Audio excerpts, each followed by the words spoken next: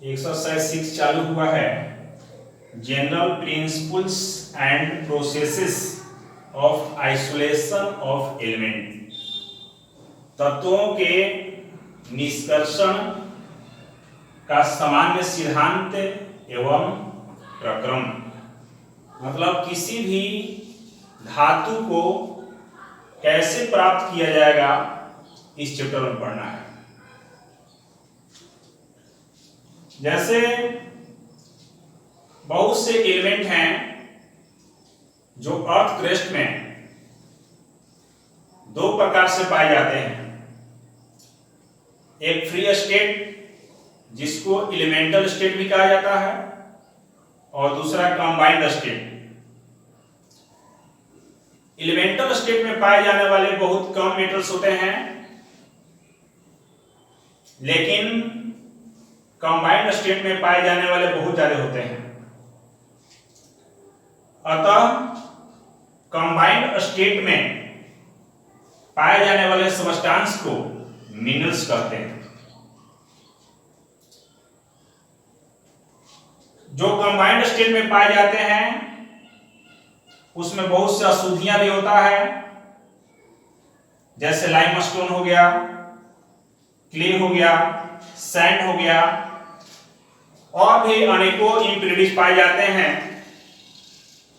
जो एक्सट्रैक्शन के समय उसको अलग कर दिया जाता है। अतः वैसे सब्सटेंस जो कंबाइंड स्टेट में पाए जाते हैं उसको मिनरल्स कहते हैं। इसी मिनरल्स में दो बातें छिपा हुआ रहता है। अगर उसमें इम्प्यूरिटीज बहुत कम है तो उसको फ्री स्टेट या एलिमेंटल स्टेट कहते हैं। उससे मेटल का एक्सट्रैक्शन करने के लिए बहुत कम खर्च आता है और इकोनॉमिकली भी बहुत कम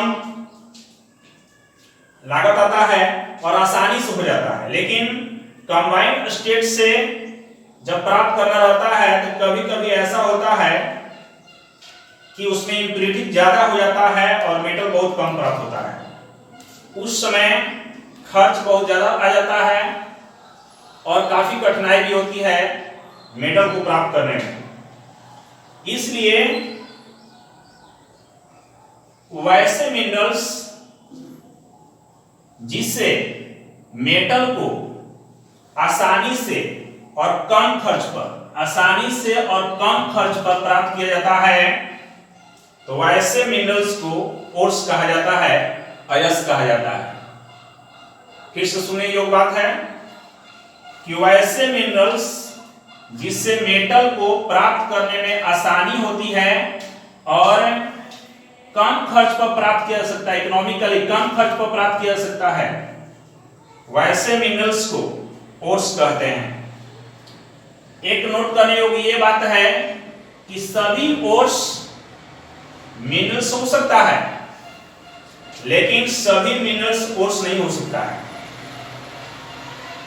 क्योंकि मिनरल से ही ओर प्राप्त होता है, लेकिन ओर्स से मिनरल प्राप्त नहीं होता है।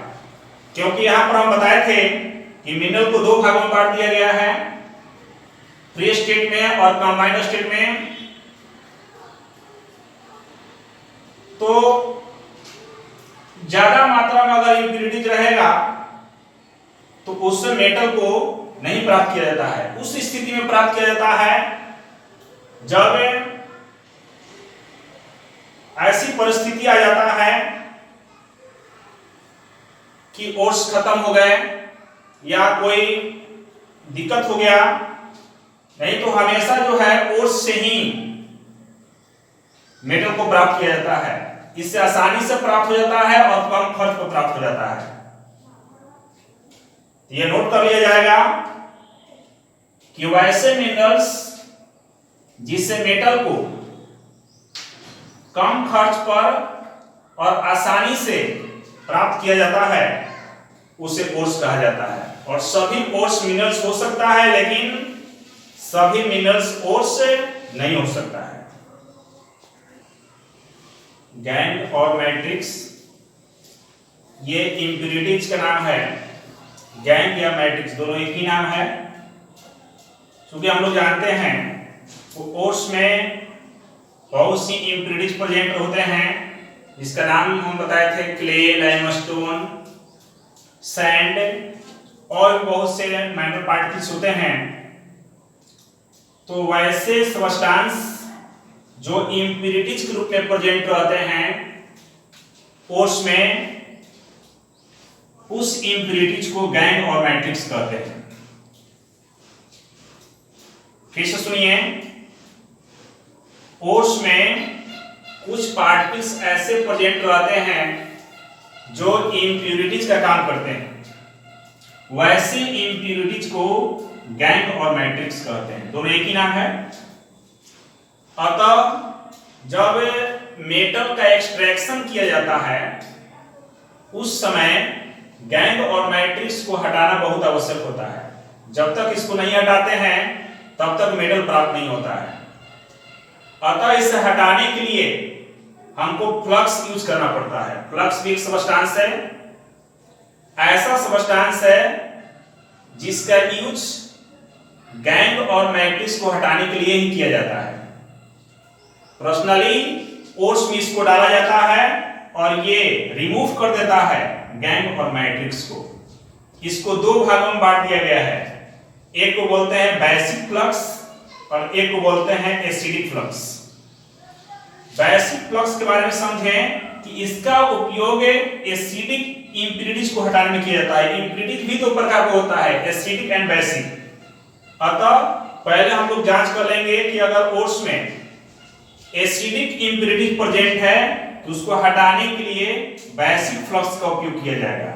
जैसे इस रिएक्शन से देखिए, SiO2 सैंड और CaO कैल्शियम ऑक्साइड, जिसको क्विकलाइन भी कहते हैं, अगर किसी ओट्स में SiO2 प्रेजेंट है तो ये एसिडिक गैंग है। अतः इसे हटाने के लिए CaO का प्रयोग किया जाएगा जो बेसिक फ्लक्स का काम करता है। जैसे इसको डालेंगे दोनों आपस में कंबाइन हो जाएगा और कंबाइन होकर के CaSiO3 बना देता है, कैल्शियम सिलिकेट बना देता है, जिसको स्लैग कहते हैं। अतः एसिडिक गैंग को हटाने के लिए बेसिक फ्लक्स का उपयोग किया गया और दोनों मिल करके स्लैग बन जाता है, जिसको आसानी से अलग कर लिया जाता है। दूसरा है एसिडिक फ्लक्स। अगर जांच करने से पता चल गया कि ओट्स में एसिडिक के बेसिक इम्प्यूरिटीज प्रेजेंट है, जांच करने से पता चला कि ओट्स में बेसिक इम्प्यूरिटी प्रेजेंट है, तो उसको हटाने के लिए एसिडिक फ्लक्स का उपयोग किया जाएगा और जैसे ही इसको डालेंगे तो बेसिक इम्प्यूरिटी अपने आप अलग हो जाएगा और फिर वही बनाएगा, स्लैग ही बनाएगा। जैसे CaO दोनों मिल करके CaSiO3 बनाता है। जैसे यहां समझने वाली बात है कि वही गैंग का भी काम कर रहा है, वही फ्लक्स का भी काम कर रहा है।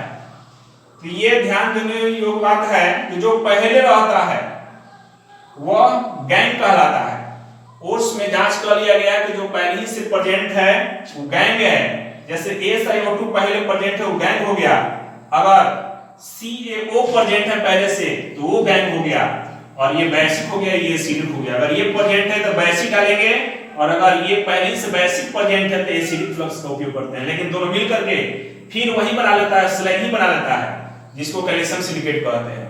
और ये बहुत हल्का होता है स्लैग, आसानी से इसको छान कर अलग कर लिया जाता है। ठीक है।